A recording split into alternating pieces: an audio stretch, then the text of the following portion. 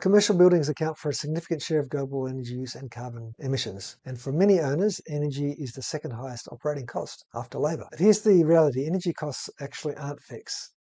They are variable expenses that you can manage to some extent, provided you know where the real opportunities lie. And energy efficiency isn't just actually about just going green. It's about financial strength. You can lower operating expenses and improve net operating income. Tenant retention. Comfortable, reliable buildings help keep occupants happy and keep them in place. Asset value. Efficient commercial buildings command better rents, lower vacancies, improved financing terms, and thus are valued at a higher level than buildings which are less efficient.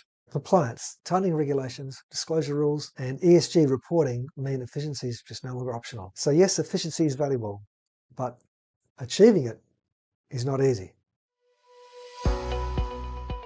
If you're responsible for the financial performance or sustainability of a commercial building, such as an office tower, a shopping centre, a hotel, or a mixed-use complex, this message is for you. So energy is one of your largest costs, but it's actually controllable. Identifying, proving, and delivering real savings, however, isn't straightforward. In this video, we're going to explore why energy audits of commercial buildings help you identify how to reduce energy consumption, why they need rigour, why energy auditor expertise makes or breaks the results, how the Investment Grade Energy Auditor IGEA certification helps you select capable auditors, and why an independent third-party review from 80/20 Green can safeguard your capital before you invest. So why are commercial building energy audits complex? Well, commercial buildings may look simpler than industrial plants, but in reality, the systems are layered, interactive, and occupant-driven. Major systems would include HVAC, which is typically the largest load, but that's highly dependent on occupancy schedules, climate, and controls.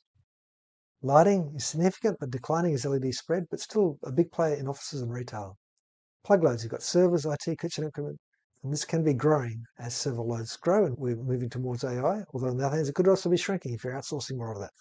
And generally, a lot of plug loads are getting more efficient over time. Vertical transport. Lifts and escalators is normally a small energy user, but it's very, very visible to tenants because they use them all the time. The building envelope, the glazing, the shading of the building, the insulation, all of this impacts the heating, ventilation, and air conditioning loads. So the controls are also important. These are the brain of the building. A poor control strategy in a building management system can wipe out savings. So these systems interact. For example, you upgrade the lighting to LED, that means less heat from the fixtures, and your heating load rises in winter. You raise the chilled water set point, and pump and even fan energy may increase. You tighten the HVAC set points, but that could create comfort complaints and unhappy tenants. So that's why an energy audit is not a checklist. It's actually a systematic investment grade analysis. What are some common pitfalls in commercial building audits? Too many building owners have experienced disappointing audits. Common pitfalls include superficial walkthroughs, just a few hours on site, then a cookie cutter report. Poor estimates of upgrade costs. Now, underestimating the cost of upgrades can lead to project abandonment after a lot of time and effort has gone into specifications and running a tender. Imagine the energy auditor is estimated one cost, and after putting it to tender, the cost is twice as high. Well, that's a poor estimate, and I've seen it happen. Neglecting controls. Failing to check if building management system schedules, set points, and sensors are actually delivering, working properly. And again, I've myself delivered some great savings just by focusing on the controls and seeing if they're actually working properly. Ignoring interactive effects. So, for example, the lighting can impact on heating energy use in winter and increase it. And if you don't consider those interactions, you may be either understating or overstating the savings. Then there can be a lack of financial credibility. Reports that don't survive scrutiny by the CFO. There's no risk ranges, there's no cash flow modelling. So these pitfalls don't just waste money, they undermine trust in energy efficiency projects. So what does an investment grade energy audit look like? Well, a credible commercial building audit has some specific hallmarks. Firstly, there's a good analysis of data, at least 12 months of utility and interval data, plus occupancy and scheduling information. Then there's the use of measurement tools, maybe temporary loggers for electricity, measuring temperature in different places, using ultrasonic flow meters to measure flow, maybe measuring carbon dioxide to look at the air quality in the building, using infrared thermography, taking data from the building management system focus. So let's look at systems, HVAC systems, lighting systems, plug loads, envelope controls. Look at the interactions between envelope controls and HVAC, having that systems thinking, and look at the largest loads first. The interactive effects, as we just mentioned, are accounted for. Financial translation. Results are expressed in net present value, internal rate of return, and payback terms with risk ranges. And then we can have a portfolio approach. So you're looking for not just quick wins, medium capex, and strategic projects. Measurement and verification should also be taken into account. So there's a clear baseline developed to enable the determination of savings against this baseline. So this level of rigor is what IGEA certified auditors are trained to deliver. So why does IGEA certification matter? The Investment Grade Energy Auditor IGEA certification from the Sustainability Education Academy is designed to raise the standard of commercial building energy audits. An IGEA certified auditor has demonstrated competence in developing effective energy use breakdowns, which helps prevent overestimation of savings in HVAC, lighting, plug loads, and controls, taking into account interactive effects, presenting board-ready business cases, understanding energy-using technologies and how they work. So when you hire an auditor, one of the best screening questions can be, are you IGEA certified? Now let's look at why independent reviews add confidence. Even with a skilled auditor, a second opinion protects your investment. That's where 80/20 Green's Energy Audit Review Service comes in. An independent review can confirm if baselines are correct, check that savings aren't double counted, ensure recommendations are feasible for your operating context, and test whether the report is truly investment grade and board ready. Think of it like financial auditing. No CFO would really rely on unaudited numbers, so why risk millions in capex without a review of your energy audit? So what are the realistic savings opportunities in commercial buildings? What opportunities typically emerge from credible audits? So some of the opportunities will be in HVAC optimization, which is adjusting operational schedules, tightening controls, fixing sensors, possibly resetting chilled water and supply temperatures, improving the airside balancing of flow in the building. It can also involve a system redesign when end-of-life replacement is required. Typical savings of these operational, excluding the system redesign, typical savings of 5 to 15%. And they can be high if the building management system has been poorly managed, but on the other hand, they may be quite small. So these are just rough ranges only, what I'm giving you. Lighting upgrading controls.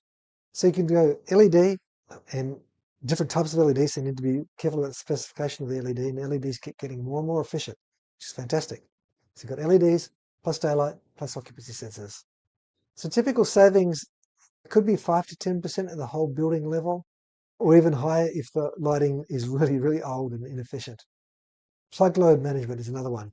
So you've got server room optimization, PC power management, which is something that can deliver quite good savings, kitchen, back of house equipment. Savings might be 2 to 8%. Then we've got envelope and shading. And again, this interacts with the HVAC. We've got looking at window films, shading devices, ceiling infiltration, and insulation as well. Typical savings could be 3% to 7%. Again, these are just ballpark numbers I'm presenting you here. Vertical transport options. So modernizing drives and controls can help. Savings are small, maybe 1 to 3%, but often they can be high visibility for tenants, particularly if the lift services seem to be much better after the upgrade. Controls and commissioning. So retro commissioning, which is basically going back to see that the system, particularly the heating and cooling system, is configured as per the design intent, can yield maybe a 5 to 15% savings with relatively modest costs. It depends a bit though. So the key point is that overall is that site level reductions of 10 to 20% are often credible with investment grade audits. Higher figures may require deeper retrofits and capital planning, but should also be considered by an investment grade energy auditor. Let's just look at a couple of case studies here. So there's an office tower which was retro commissioned, identified faulty sensors and schedules, and corrective action saved 12% on electricity with minimal capex. There's a shopping centre here in Melbourne, my city, where a lighting retrofit plus HVAC control delivered a 15% whole site savings, verified over 12 months. So it was a combination result, lighting and HVAC controls. A hotel in Brisbane, they used some heat recovery from chillers to preheat domestic hot water and giving an 8% gas saving with a reasonable payback. So these case studies illustrate that these short case examples illustrate that credible audits deliver measurable results when done to an investment grade standard. So what's your action plan? Here's how to protect your capital and cut your energy bills. Hire an investment grade IGEA certified energy auditor. A signal an IGEA certified energy auditor, which is a signal of competence. Insist on investment grade methods. Focus on data, measurement, think of M&V, doing a good energy use breakdown, and so on. Ask for adherence to your local standard. We've actually got a course in the Sustainability Education Academy called Commissioning, Managing and Reviewing an Energy Audit. If you haven't managed an energy audit effectively before, consider that you take that course. It's not very expensive and it will help you manage an energy audit a lot better if you're commissioning one. You could also be planning for an independent review. An 80/20 Green has a service specifically to review an energy audit, and it can help you validate it before you commit. And then you should also have realistic expectations and not be relying on inflated promises about people who can come in and deliver massive savings that may not be within the required internal rate of return for your organisation. And then finally, you need to be integrating projects into CapEx planning. So you can bundle quick wins, which can be implemented now, but then down the track, you can schedule in longer term upgrades. So commercial building energy efficiency, in summary, is valuable, but not simple. The difference between a shelf report, a report that ultimately ends up on the shelf with no action, and in board improved investment is often the expertise of the energy auditor. You should choose an IGEA certified energy auditor. You should book in an independent review with 80/20 Green. And I also advise, if you don't have any experience in, or have got poor experience in managing energy audits, that you take the course Commissioning, Managing and Reviewing an Energy Audit here on the Sustainability Education Academy. And that way you're going to get efficiency projects that deliver savings, improve tenant satisfaction, and strengthen your building's market value. So what's the biggest energy challenge in your building? Is it HVAC, is it lighting, or is it controls? Put a comment in the comment box. I'd love to get it. And if you like this video, please like it and subscribe. So, audit smarter, invest with confidence, and future-proof your portfolio. Thank you.